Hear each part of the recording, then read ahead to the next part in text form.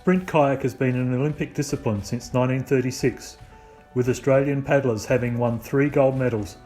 Clint Robinson won our first kayaking gold medal in Barcelona 1992, then Ken Wallace 4 years later in Beijing, and most recently in London 2012 with the men's K4 team. Technique is the most important factor to improve kayaking performance. This video will explain how biomechanical analysis might be carried out, results analysed, and suggestions made to enable improved performance and/or injury risk mitigation.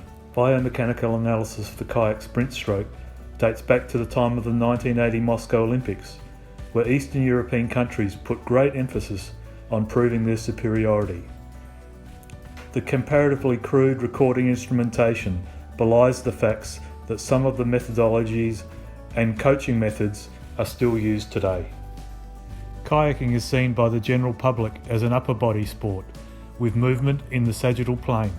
However, the reality is that high-level sprint kayak is a whole-body activity with movement in all 3 planes. The use of ergometers as a means of kinematic data collection in cyclic sports, allowing large numbers of cycles per trial, is shown to have similar physiological demands as on-water high-intensity kayaking. I propose to analyse the kayak stroke via motion capture of a paddler seated on a kayak ergometer utilising infrared cameras and perform analysis on the data captured.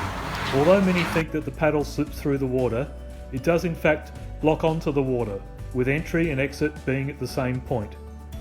The paddler then applies force to the paddle shaft and to the boat, such that the boat and the paddler pivots around a fixed point, being that of the bottom hand, with the objective to move the boat forward as far and as fast as possible.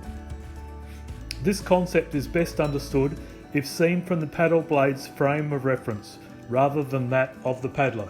The concept of paddling is that the paddle is locked into the water and the paddler pulls himself and his boat past the locked blade. Today I'm on a fixed paddling bench, so I've got a special paddle with holes in the blade that allows the blade to slip through the water. The phases are 2 phases, very similar to the analogy with the human walking gait.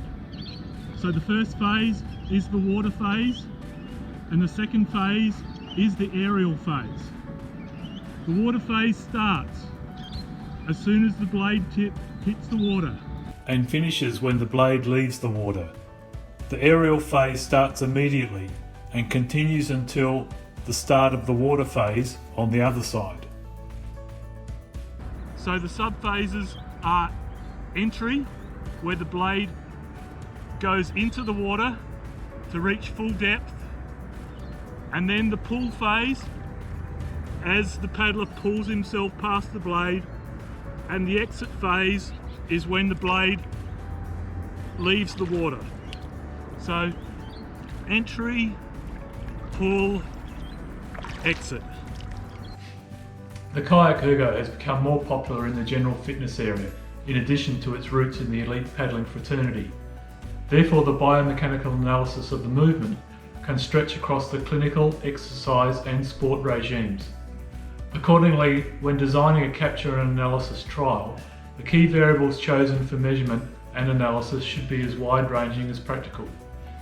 I have chosen variables that can address performance metrics, injury risk and efficiency of movement. The kinetic variables chosen relate to the ability to generate power, and not only the absolute values of forces generated, but the temporal relationship between them having a major contribution. For the kinematic variables, it has been shown that stroke rate and water phase time have significant positive relationship with 200-metre race performance, and that hip and trunk rotation contribute a significant amount of power generation. Shoulder injury affects many kayak paddlers, and excessive elbow abduction is a contributing factor.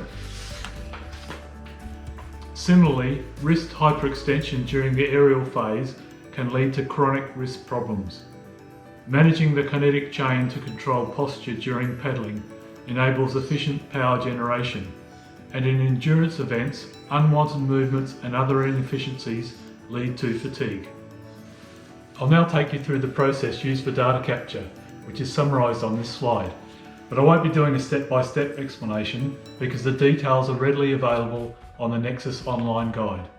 Instead, I'll focus on the aspects that differentiate this movement and the data capture that are different from a typical movement like walking gait.